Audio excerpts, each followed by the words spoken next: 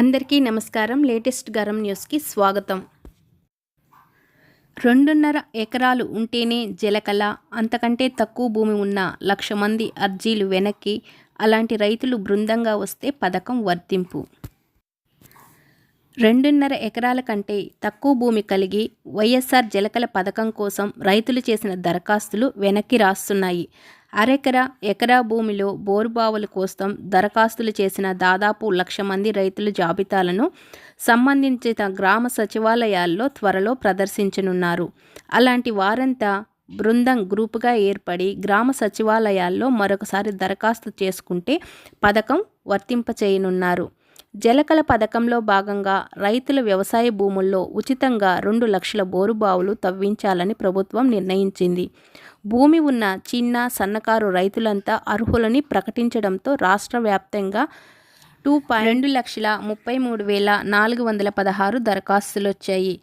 ఈ దశలో జలకళ పథకం నిబంధనలను సడలిస్తూ పంచాయతీరాజ్, గ్రామీణాభివృద్ధి శాఖ ఇటీవల ఉత్తర్వులిచ్చింది.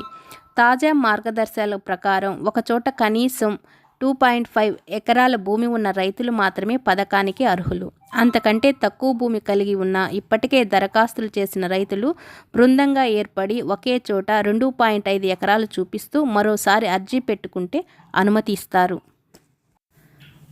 భూమి, నీరు, చెట్టు చట్టం అంటే వాల్టా చట్టం 2002 నిబంధనల ప్రకారం జలాశయాలు, చెరువుల ఆయకట్టు ప్రాంతంలో 2 వ్యవసాయ బోరు బావుల మధ్య 200 మీటర్ల దూరం పాటించాలి.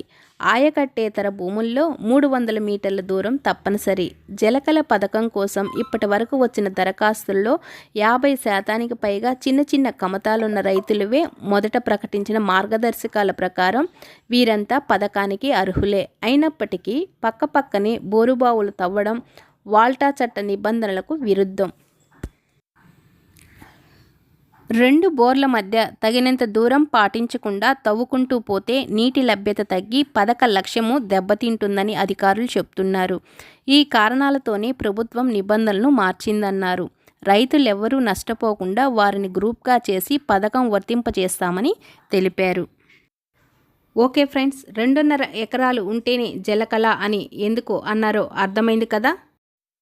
మరి ఇంకెన్నో ఉపయోగకరమైనటువంటి లేటెస్ట్ న్యూస్ కోసం మన లేటెస్ట్ గరం న్యూస్ ఛానల్ని సబ్స్క్రైబ్ చేయడం మాత్రం మర్చిపోవద్దు. Take care, bye. Thank you for watching. మరో మంచి వీడియోతో మళ్ళీ కలుస్తాను.